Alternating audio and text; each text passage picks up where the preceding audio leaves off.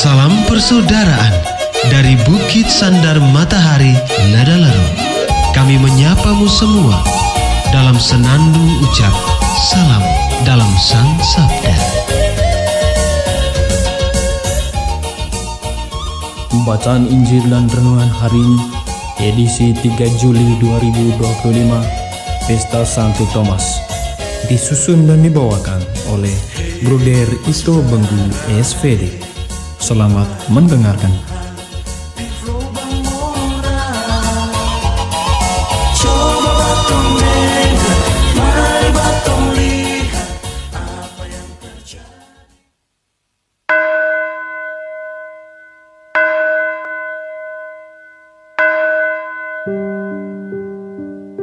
Bacaan dari Injil Yohanes. Tetapi Thomas, seorang dari ke-12 murid itu yang disebut Didimus, tidak ada bersama-sama mereka ketika Yesus datang ke situ.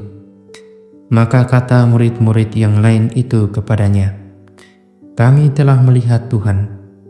Tetapi Thomas berkata kepada mereka, "Sebelum aku melihat bekas paku pada tangannya, dan sebelum aku mencucukkan jariku ke dalam bekas paku itu, dan mencucukkan tanganku ke dalam lambungnya, sekali-kali aku tidak akan percaya." 8 hari kemudian, murid-murid Yesus berada kembali dalam rumah itu, dan Thomas bersama-sama dengan mereka. Sementara pintu-pintu terkunci, Yesus datang dan ia berdiri di tengah-tengah mereka dan berkata, "Damai sejahtera bagi kamu."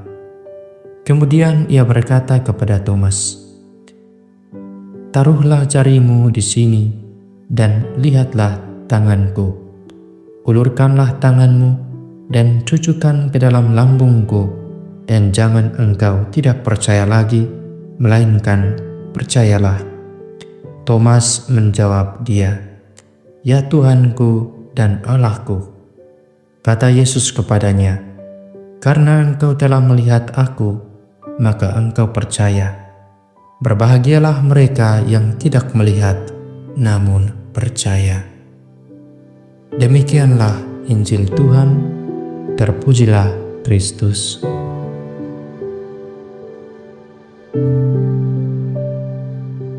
Bapak, Ibu, Saudara-saudari yang terkasih di dalam Tuhan kita Yesus Kristus, dari mana hidup ini berasal? Sebagai orang beriman, jawaban yang lekas muncul adalah Tuhan.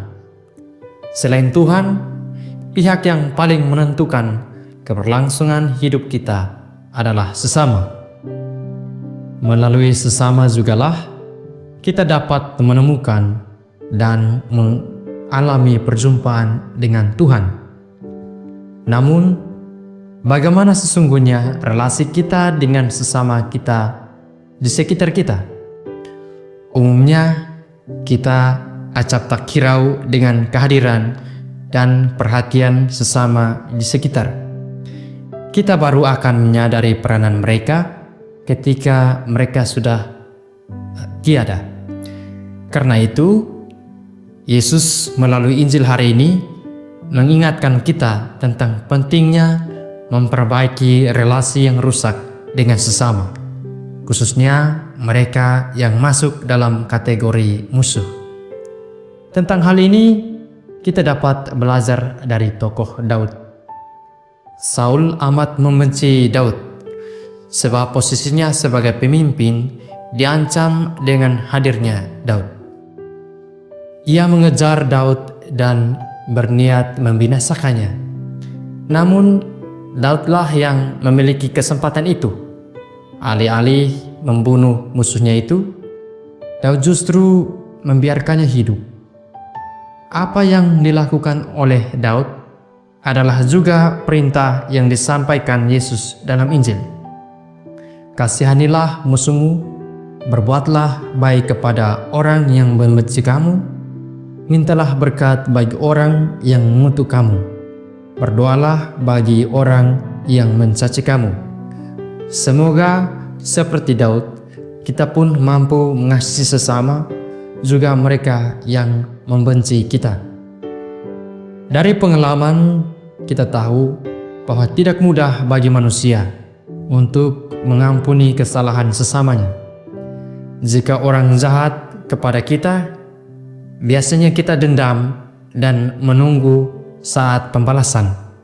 Tunggu saja saat yang tepat dan kamu akan merasakan pembalasan saya, katanya dalam hati. Tidak jarang pembalasannya lebih kejam dari perbuatan musuhnya. Pembalasan dendam merupakan dosa yang harus diberantas. Dunia tidak akan aman dan damai selama berlaku hukum balas dendam, seperti hukum lama yang berbunyi mata ganti mata, gigi ganti gigi, tangan ganti tangan, atau kaki ganti kaki. Dalam bacaan Injil hari ini, Yesus mengajarkan sesuatu yang total berbeda. Dia menginginkan kita untuk sesama, termasuk musuh-musuh kita.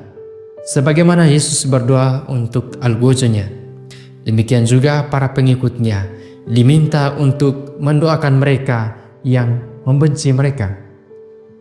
Yesus ingin memberantas hukum balas dendam dengan memberikan hukum pengampunan yang heroik, supaya kita tidak membalas dendam. Bahkan lebih dari itu, kalau orang tampar pipi kita, kita tidak boleh membalas dengan membalas dia, melainkan menyuruh dia. Yesus menyuruh kita memberikan pipi yang lain untuk ditampar. Jelas ini hanya kiasan dari semangat untuk tidak membalas dendam. Ada contoh lain. Jika ada orang yang mengambil baju kita, biarkan juga ia mengambil celana kita. Ajaran Yesus tidak mudah dilaksanakan, namun tidak berarti bahwa itu tidak mungkin. Banyak orang suci telah membuktikan bahwa perintah Yesus itu bisa dilaksanakan. Tuhan, jangan biarkan aku hidup dalam rasa dendam, karena hidupku hanya bersumber pada kasih-Mu dan kemurahan hati sesama. Amin.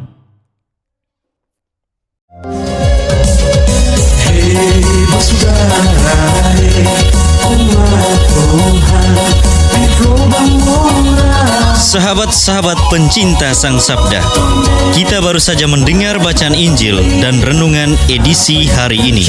Sampai jumpa kembali pada edisi berikut. Terima kasih kepada Divisi Kerohanian website Seminari Tinggi Santo Paulus Ledalero. Semoga Sang Sabda menjiwai seluruh pengalaman hidup kita hari ini. Tuhan memberkati kita sekalian. Amin. Dalam satu hati, di dalam kasih Yesus.